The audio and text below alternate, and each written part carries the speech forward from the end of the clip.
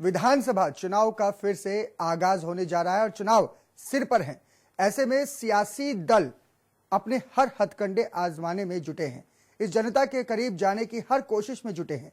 UP की समाजवादी सरकार भी यही चाहती है कि एक बार फिर से यूपी में उसी की सरकार बने, लेकिन समाजवाद का दंभ भरने वाली समाजवादी पार्टी अपनी ही कुछ बेलगाम नेताओं पर लगाम लगाने में फेल रही है।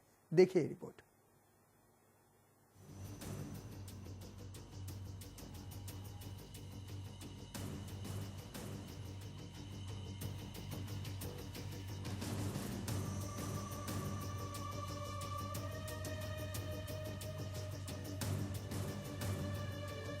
यूपी के समाजवाद की ये तस्वीर देखिए। इनमें साफ नजर आएगा कि कैसे समाजवादियों ने यूपी को बर्बाद करने के लिए कमर कस ली है। पहली तस्वीर इलाहाबाद की है, जहां समाजवादी पार्टी के नेता और कानपुर कैंट से प्रत्याशी बनाए गए अतीक अहमद अपने गुर्गों के साथ डीम्ड यूनिवर्सिटी में घुस गए और जमकर मारपीट की। दूसरी तस्वीर भी समाजवादी पार्टी के नेता की ही है। तस्वीरों में नजर आ रहे बस्ती जिले के इस नेता का नाम ब्रज किशोर सिंह उर्फ डिंपल है। इन्हें भी समाजवादी पार्टी से विधानसभा चुनाव का टिकट मिला है। बस्ती आगमन पर इनका स्वागत हुआ, जनता ने जोरदार स्वागत किया।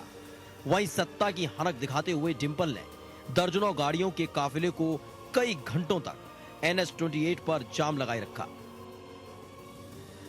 टोल कर्मी भी परेशान होते रहे। किसी की हिम्मत तक नहीं हुई कि नेताजी के काफिले की किसी भी गाड़ी से टोल वसूल सके। वहीं तीसरी तस्वीर यूपी के मंत्री शारदा प्रसाद शुक्ल की है, जिन्हें चुनाव में जिताने के लिए खुद मुलायम सिंह यादव मैदान में उतर आए थे। लेकिन अब मंत्री शारदा प्रसाद पर जमीन कब्जाने का आरोप लगा है।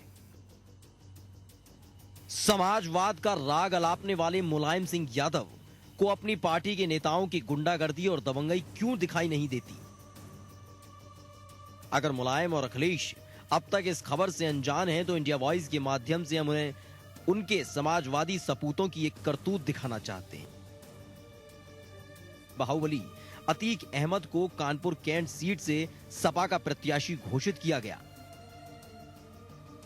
कानपुर से अतीक भले ही चुनाव लड़ने वाले हैं, लेकिन इनकी तूती तो इलाहाबाद में ही बोलती है। तभी तो अतीक अहमद ने दिन दहाड़े कानून को ठेंगा दिखाते हुए डीम्ड यूनिवर्सिटी के स्टाफ की पिटाई कर दी। अतीक अहमद फिल्मी अंदाज में किसी डॉन की तरह यूनिवर्सिटी में दाखिल हुए। उनके पीछे हथियारबंद गुर्गों का काफिला भी चल रहा था, जो भी रास्ते में आया और आने की वजह जाननी चाहिए, उस पर जमकर थप्पड़ों की बारिश हुई। प्रोफेसर्स और स्टाफ के लोगों को अतीक के गुस्से का शिकार होना पड़ा। अतीक का यह गुस्सा महज इसलिए भड़का था क्योंकि कुछ दिन पहले यहां नकल करते वक्त एक स्टूडेंट पकड़ा गया था और फिर उसे बाहर निकाल दिया गया, और इसी का खामियाजा अब यूनिवर्सिटी के स्टाफ को भुगतना पड़ा। हालांकि पुलिस में FIR दर्ज करवा दी गई है, लेकिन कार्रवाई कब होगी भी या नहीं, इसका पता नहीं। जिनके नाम पे FIR दर्ज किया गया था वही लोग आए थे। अपने साथ 2-4 और लोग आए थे, जिनको वो पढ़ते हैं हमारे डिपार्टमेंट में, प्लस करीबन 5-6 गाड़ी भर करके लोग आए थे। 40, 50, 60 लोग जितने भी थे, सब राइफल वाले थे। और ये मेरे चेंबर में आए और उसके बाद इन्होंने मेरे ऊपर हमला किया। मैं बचा, वहाँ से भाग कर निकला जितना भी भाग सकता। इन्होंने, मैं रूम पे बंद हो गया, अपने आप को रूम पे बंद किया, और ये सब विधायक जी के सहयोग में आए थे। साथ हमारे अतीक अहमद, पूर्व सांसद माननीय अतीक अहमद साहब के नेतृत्व में यहाँ पे कम से कम 40 से 50 लोग हमारे यूनिवर्सिटी में आए, और यहाँ पे एक तरफ से अधिकारी से लेकर सभी को गालियां देना, उल्टा सीधा बोलना, हमारे सिक्योरिटी अफसर को खुलेआम रोड पे मारना, फिर हम लोग बात करते करते अंदर हम लोगों को मारना, हमारे स्टाफ को उसके चैम्बर में घुस के मारना। ये सब सारे वारदात जो है कम से कम 50 की संख्या में राइफल, बंदूक, रिवाल्वर, पिस्टल लेते हुए बड़ी बड़ी लंबी गाड़ियों से आकर के माननीय सांसद महोदय ने ऐसा कांड करवाया। सूचना मिली थी कि कुछ लोग आके यहाँ पे झगड़ा किए हैं, तो पुलिस आई है, तहरीर मांगी जा रही है। जैसे तहरीर मिलता है वैसे कार्रवाई की जाएगी।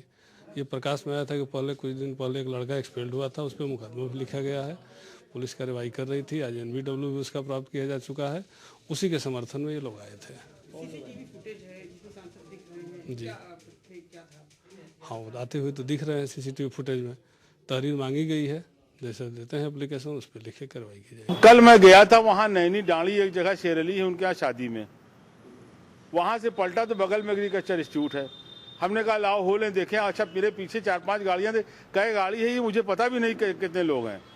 जब मैंने गाड़ी, मेरे साथ 2 गाड़ियाँ रहती है जनरली, 2-4 लोग मेरे सिक्योरिटी भी रहते हैं, लेकिन शादी में गए थे लोग ज़्यादा थे। अब वहाँ जब गए तो वहाँ VC नहीं मिले, हम उनके उतर के जाके चैम्बर में बैठ गए। वो लड़के जो टर्मिनेट हुए थे उनको देख के वहाँ एग्रीकल्चर के और लड़के कुछ उत्तेजित हो गए उनके हमदर्दी में, और बाहर जहाँ मैं बैठा था उससे बाहर कहीं टीचरों के साथ उन लोगों ने मारपीट किया और कोई सिक्योरिटी अफसर वगैरह को भी अपना उनसे धक्का मुक्की हुई। यूपी सरकार में मंत्री शारदा प्रसाद शुक्ल की कहानी भी कुछ ऐसी ही है। मुलायम की नसीहतों को दरकिनार करते हुए शारदा प्रसाद ने वही काम कर डाला जिसे ना करने की खुद सपा सुप्रीमो मुलायम सिंह यादव ने हिदायत दे रखी है। माननीय मंत्री शारदा प्रसाद पर लखनऊ के बंगला बाजार में स्थित LDA की 20 करोड़ की जमीन पर कब्जा करने का आरोप है। बताया जा रहा है कि करीब 30 साल से इस जमीन पर कब्जा था और मौजूदा समय में यहां एक मंदिर के साथ 15 दुकानें बनी हुई थी। कई बार अवैध निर्माण को ध्वस्त करने का ऑर्डर भी आया, लेकिन सत्ता की हनक के आगे LDA लाचार साबित हुआ। इलाहाबाद हाईकोर्ट की लखनऊ बेंच के आदेश पर 12 दिसंबर को इस अवैध निर्माण को ध्वस्त कर दिया गया। इस बार कानून के डंडे के आगे समाजवादी पार्टी के नेता की एक नहीं चल पाई।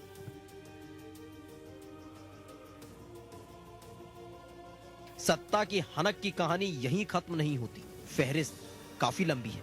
अखिलेश कैबिनेट से कुछ महीने पहले बाहर किए गए मंत्री राजकिशोर सिंह के भाई ब्रजकिशोर सिंह उर्फ डिंपल को समाजवादी पार्टी ने बस्ती जिले की रुधौली सीट से चुनाव का टिकट दिया है। सपा का टिकट मिलते ही ब्रजकिशोर सिंह मानो स्वयंभू सरकार बन बैठे। चुनाव से पहले बस्ती पहुंचे ब्रजकिशोर ने कुछ इस अंदाज में अपनी मौजूदगी दर्ज करवाई जैसे चुनाव जीतने के बाद वो जश्न मनाने आए हों। कोई आरोप लगा के नहीं हटाया गया था। परिस्थितियां कभी कभी होती हैं, परिस्थितियों के हिसाब से आदमी काम करता है। तो सरकार जो इतना बड़ा चला रहा है, जो इतना बड़ा दल चला रहा है, तमाम ऐसे मौके आते हैं, तमाम चीज़ों को ये जानते हुए कि इसमें लाभ है, हो सकता है इसमें लाभ रहा हो। और सही तो ये है जो वो सो रहे थे कार्यकर्ता, वो कार्यकर्ता सब जग गए। और आज के रेट में रुधौली से जो डिंपल को टिकट मिला है, क्योंकि रुधौली सीट 100% सर्वे रिपोर्ट से लेकर हर जगह वहाँ की आवाम चाहती थी डिंपल टिकट पावे, तो और डिंपल वहाँ टिकट पाए और 100% जीतेंगे भी बम्पर चुनाव। हरैया पहले से ही समाजवादी पार्टी की है और रुधौली भी समाजवादी पार्टी की होने जा रही है।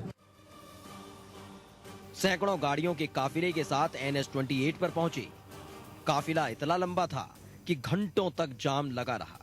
इस दौरान टोल कर्मी किसी भी गाड़ी से टोल मांगना तो दूर, बस यही खैरियत मनाते रहे कि जैसे भी हो नेताजी का काफिला शांतिपूर्ण तरीके से टोल से गुजर जाए तो अच्छा है। डिंपल जी की गई है और किसी का पैसा आपने लिया टोल टैक्स? मूव में पैसा नहीं लिया जाता है। क्या? जब मूव होता है किस चीज का? तो उनका बड़ा दिक्कत होता है।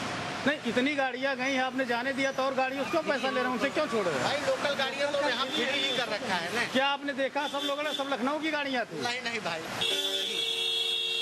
ऐसा नहीं है। ये देखो लखनऊ गाड़ी है, रुकी है, ऐसा नहीं है मेरे। नहीं, रैली होता है तो रैली में छोड़ा ही जाता है, किसी चाहे लखनऊ की चाहे जहाँ की गाड़ियां हो, रैली में छोड़ते ही हैं। सपा के 4.5 साल के शासन के दौरान न जाने ऐसे कितने मामले सामने आए हैं। कई समाजवादियों ने जमीन पर कब्जा किया तो किसी ने रंजिश निकालने के लिए बंधक बना लिया। और तो और कत्ल और बलात्कार जैसे आरोप भी सपा के नेताओं का दामन दागदार करते रहे हैं। फिर भी चुनाव से कुछ महीने पहले ये कहना कि फिर से समाजवादियों की सरकार लाओ, क्या मजाक जैसा नहीं लगता? इंडिया वॉइस के लिए इलाहाबाद से शोएब रिजवी, बस्ती से बबुंदर यादव और लखनऊ से पंकज मंडल की रिपोर्ट।